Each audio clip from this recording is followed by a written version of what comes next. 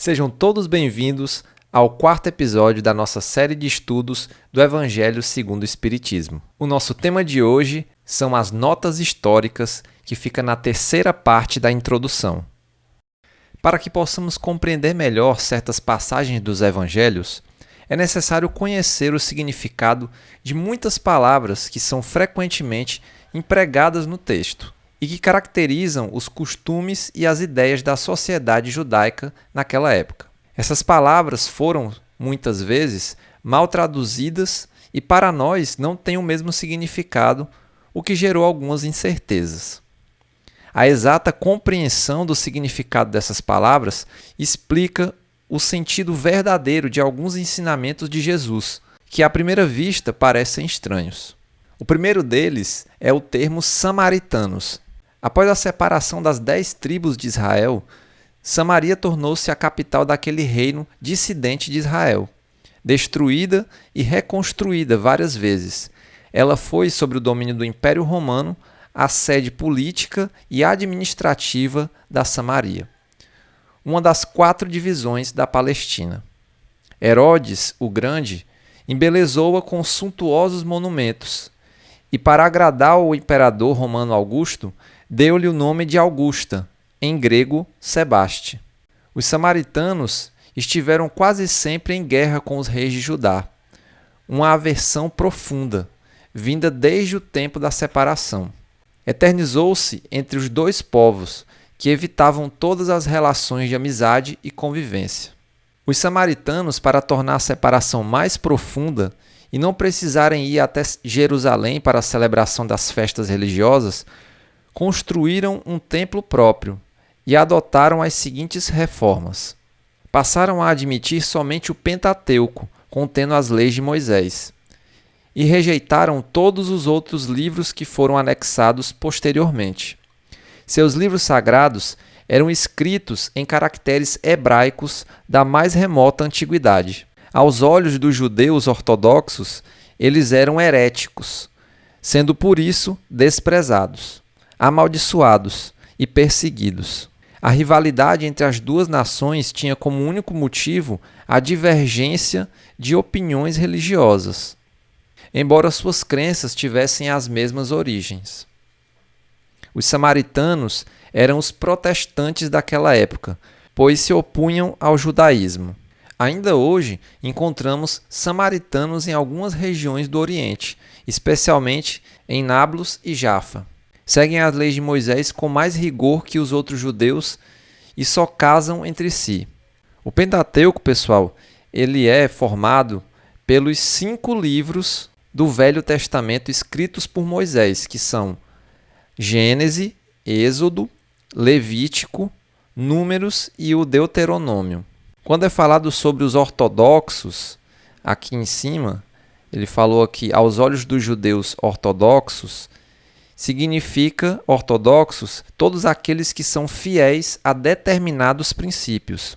São extremamente rigorosos, rígidos e não costumam ser flexíveis sobre nenhum assunto.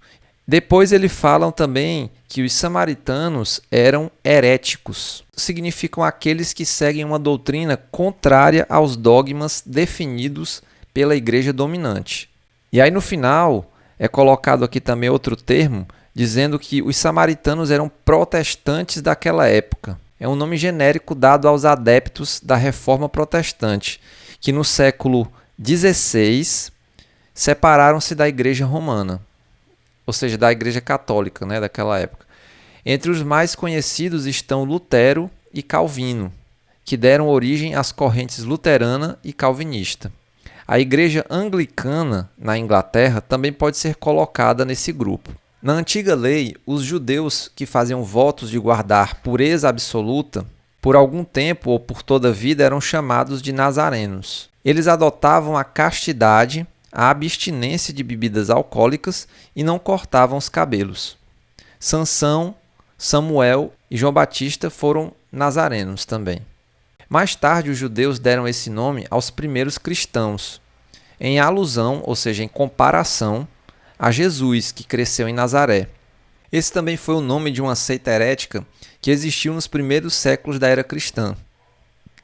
semelhante aos ebionitas, dos quais adotavam alguns princípios, misturando as práticas da lei de Moisés aos dogmas cristãos. Essa seita desapareceu no século IV. Os ebionitas eram uma seita religiosa dos primeiros séculos, que defendia e utilizava a continuação das práticas judaicas dentro do cristianismo. Então eles queriam manter as mesmas práticas, os mesmos costumes que eram aplicados dentro do judaísmo, só que no cristianismo. Os publicanos, muito falado nas leituras evangélicas, nos estudos do evangelho, eram os cobradores de impostos, gente. Eram os cobradores de taxas públicas. Atuavam na própria Roma e por todo o império, assemelhando-se aos cobradores de impostos gerais do antigo regime francês, que ainda existem em algumas regiões. Muitos publicanos conseguiam acumular riquezas, fruto de cobranças e benefícios escandalosos, não se importando com os riscos que corriam. O nome publicano foi usado mais tarde para designar todos aqueles que lidavam com o dinheiro público e também seus agentes subalternos. Atualmente, essa palavra tem um sentido pejorativo e é usada para designar os financistas e agentes de negócio pouco escrupulosos. Então, essa figura do publicano está associada sempre à corrupção, à desonestidade. Durante a dominação romana, o imposto era o que os judeus mais tinham dificuldade em aceitar, e isso causava entre eles uma grande irritação. Essa cobrança gerou várias revoltas, e o assunto tornou-se uma questão religiosa, pois eles o consideravam contrário à lei. Formou-se então um partido poderoso, chefiado por um certo Judas, conhecido como o Gaulonita, que tinha por princípio o não pagamento do imposto. Os judeus odiavam essa cobrança e todos os que eram encarregados de executá-la. Esse era o motivo da aversão que nutriam pelos publicanos de todas as categorias, entre os quais encontravam-se pessoas muito estimadas e honestas, mas que eram desprezadas em virtude das funções que exerciam. Os judeus, distintos, desprezavam também as pessoas que mantinham relações com os publicanos, pois acreditavam que iriam se comprometer e se mantivessem relações de intimidade com eles. Agora vamos falar aqui dos fariseus, estes que têm um papel muito importante na história relacionada a Jesus, especialmente relacionada à sua prisão e à sua morte na cruz. Do hebraico parash, divisão, separação. A tradição era uma parte importante dos estudos que os judeus faziam, referente às questões religiosas. Ela consistia na interpretação e no significado dos trechos que compunham as escrituras e que haviam se transformado em artigos de dogma. Então veja que é uma marca muito presente dos fariseus é a presença desses dogmas, dessas regras muito rígidas, de rituais, coisas que eles associavam às leis de Deus, mas que na verdade eram apenas criações dos homens. Entre os doutores da lei, isso era motivo de intermináveis discussões, geralmente sobre simples questões de palavras ou de formas, bem ao estilo das disputas teológicas e com as sutilezas da escolástica, da Idade Média. Então vamos ver aqui o significado de escolástica. Pode ser definida como um conjunto de elaborações filosóficas dos doutores da Igreja ao longo de toda a Idade Média, ou seja, do século X ao século XVII. Essa filosofia, cheia de formalismos e sutilezas de linguagem, buscava conciliar a fé com a razão. O ensino escolástico na época medieval contribuiu para a manutenção do poder da Igreja Católica, que se considerava como a guardiã dos valores espirituais e morais de toda a cristandade. Entre os seus membros mais ilustres está São Tomás de Aquino. Então, qual é a marca presente na escolástica? É conciliar a fé com a razão. Continuando, surgiram então diferentes seitas e cada uma delas pretendia ser a dona da verdade. Afinal de contas, né, gente? Praticamente todas têm esse sentimento de ser a dona da verdade. algo que o Espiritismo afirma claramente, não possuir toda a verdade. Kardec sempre deixa muito claro isso nas suas explicações e nas respostas que os espíritos nos dão sobre as questões, de que eles mesmos, os espíritos, eles não possuem todas as respostas. Eles respondem conforme o seu grau de adiantamento. E como eles ainda não atingiram a perfeição, assim como o Cristo, por exemplo, que já alcançou, eles também não têm as respostas de todas as perguntas. Mas, certamente, por eles serem superiores à humanidade, eles têm a condição de aconselhar, de orientar e de nos instruir para que possamos, então, realizar a nossa reforma íntima, a nossa evolução espiritual. E voltando ao texto, a continuação diz: e como quase sempre acontece, detestavam-se cordialmente umas às outras. Então ele está falando aqui dessas diferentes seitas que surgiram lá na época dos fariseus. Entre as seitas, a mais influente era a dos fariseus, que teve por chefe o judeu Hilel, doutor da lei nascido na Babilônia. Ele fundou uma célebre escola onde ensinava que a fé só devia ser depositada nas Escrituras. A origem dessa seita foi por volta dos anos 180 ou 200 a.C. Os fariseus foram perseguidos em diversas épocas, notadamente sobre os domínios de Hircânio, sumo pontífice e rei dos judeus, e também por Aristóbulo e Alexandre, reis da Síria. Entretanto, Alexandre devolveu a honra e os bens aos fariseus, fazendo com que eles retomassem o antigo poder. Este poder foi conservado até a destruição da cidade de Jerusalém e do templo, no ano 70 da era cristã, pelo exército romano, no governo de Vespasiano. Foi nessa época que os fariseus desapareceram, em consequência da dispersão do povo judeu. Os fariseus tinham um papel ativo nas discussões religiosas e cumpriam rigorosamente as práticas exteriores do culto e das cerimônias. Possuíam um fanatismo muito grande, então eles eram muito fanáticos pelo partidarismo e eram inimigos dos inovadores. E adivinha, gente? Jesus, quando veio, ele procurava exatamente ser essa inovação. Jesus, para o Espiritismo, foi a segunda revelação de Deus para a humanidade. A primeira foi os 10 mandamentos através de Moisés.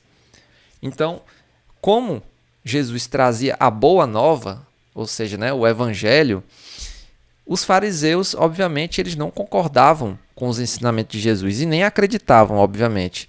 Então, eles fizeram de tudo para perseguir Jesus e procurar incansavelmente algo no seu discurso ou na sua conduta ou na conduta dos seus seguidores que pudesse dar subsídios, inclusive jurídicos, para que eles pudessem acusar formalmente Jesus para o Império Romano. Fingiam ter uma grande severidade de princípios e sobre as aparências de uma devolução meticulosa. Escondiam costumes corruptos, muito orgulho e, acima de tudo, um desejo excessivo de dominação, o que ficou muito bem evidente ao perseguir Jesus e seus seguidores. Para eles, a religião era mais um meio de vencer na vida do que uma manifestação de fé sincera. Não possuíam virtudes, apenas aparentavam e ostentavam possuí-las. O que eles gostavam muito de fazer era aquelas longas preces em praça pública, de uma maneira que eles pudessem ser percebidos, notados.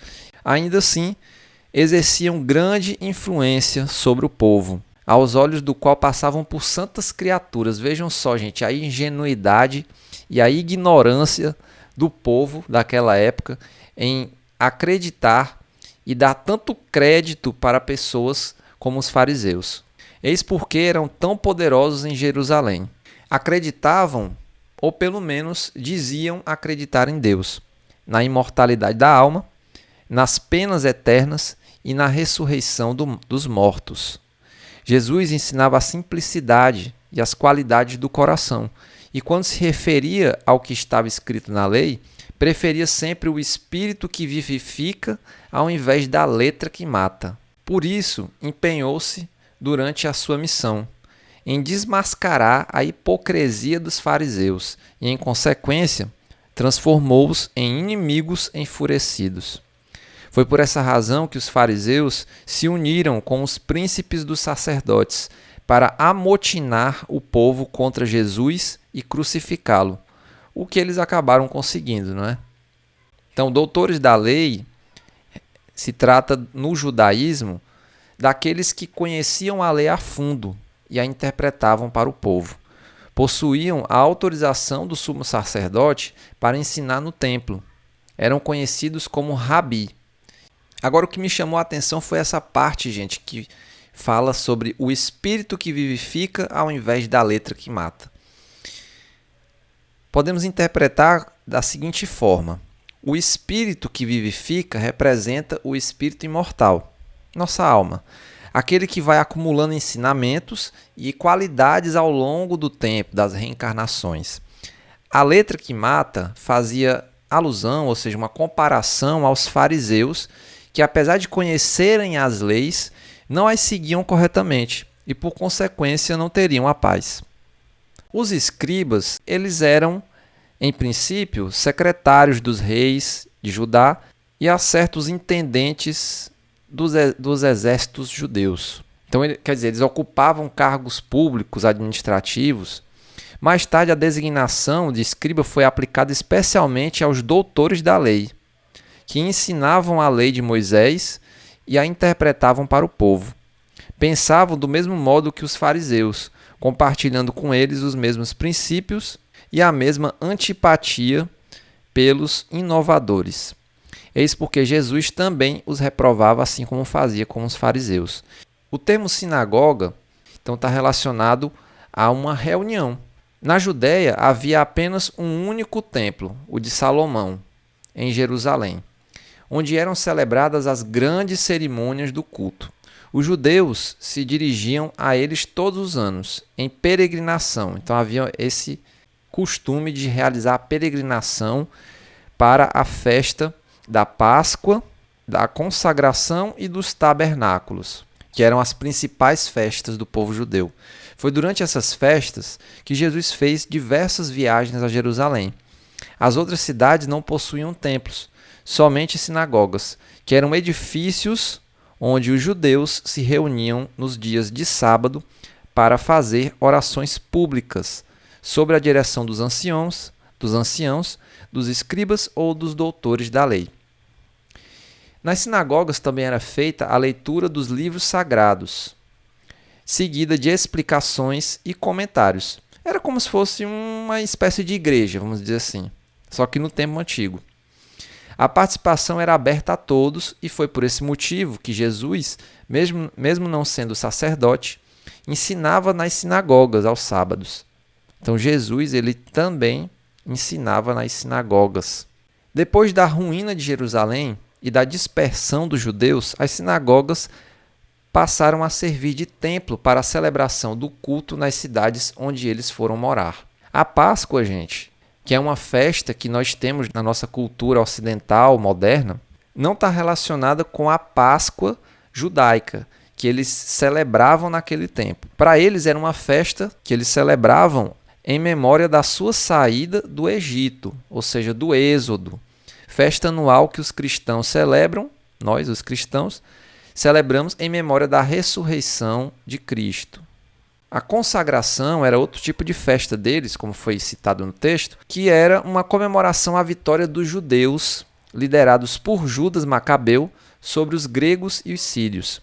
Livres da dominação grega, os macabeus dão início à purificação do templo em Jerusalém, em 25 de dezembro do ano 162 a.C. Eles realizavam com grande celebração a consagração de um novo altar. Esta festa tem a duração de 8 dias, pois representa os 8 dias que o grande candelabro de 7 pontas voltou a ficar aceso no interior do templo. Esse fato foi considerado um milagre, pois havia óleo para mantê-lo aceso apenas por um dia. Sobre o tabernáculo, ele era uma grande barraca, na qual os judeus realizavam os atos de adoração durante o período em que andaram pelo deserto, após terem saído do Egito. o tabernáculo continuou a ser usado até a construção do Templo de Salomão em Jerusalém. Então era realizado periodicamente essa festa dos tabernáculos para que os judeus pudessem lembrar do tempo em que eles passaram no deserto, que foi no caso 40 anos. Eles passaram vagando pelo deserto quando saíram do Egito durante o Êxodo. Quanto aos saduceus, era uma seita judaica que se formou por volta do ano de 248 a.C. Foi assim chamada devido ao Sadoc, seu fundador. Os saduceus não acreditavam na imortalidade da alma. Olha só, gente. Eles não acreditavam na imortalidade da alma, na ressurreição e nem na existência de anjos bons e maus. Entretanto, acreditavam em Deus e, mesmo não esperando nada após a morte, serviam-no por interesse no recebimento de recompensas meteorológicas que, segundo eles, provinham somente do Criador. Então, era como se eles adorassem e acreditassem em Deus, esperando que ele pudesse prover para eles uma boa colheita, chuvas, esse tipo de coisa, né? A satisfação dos sentidos físicos era para eles o objetivo principal da vida. Em outras palavras, uma vida praticamente animal, né? Não existia, tirando a crença em Deus, uma preocupação com a espiritualidade. Quanto às escrituras, baseavam-se no texto da antiga lei, não admitindo nem a tradição, nem qualquer outra interpretação. Colocavam as boas obras e a observância pura e simples da lei acima das práticas exteriores do culto. Eram, como podemos ver, os materialistas, os deístas e os sensualistas da época. Essa seita era pouco numerosa, mas contava com personagens importantes e tornou-se um partido político em constante oposição aos fariseus. Os deístas, que foi citado aqui, juntamente com os materialistas, são aqueles que rejeitam toda espécie de revelação divina e, consequentemente, a autoridade de qualquer igreja. Entretanto, aceitam a existência de um Deus sem atributos morais e intelectuais e que poderá ou não ter influído na criação do universo. Bom, então chegamos ao fim de mais um episódio. Eu espero que você tenha gostado. Não esqueça de deixar o seu curtir no vídeo, de se inscrever no canal se ainda não for inscrito e de ativar o sino das notificações para receber os próximos episódios. Muito obrigado pela sua atenção e que o nosso Mestre Jesus nos fortaleça sempre na prática do amor, do perdão, da caridade, para que possamos todos evoluir individualmente e ajudar também no progresso do nosso planeta. Muita paz a todos.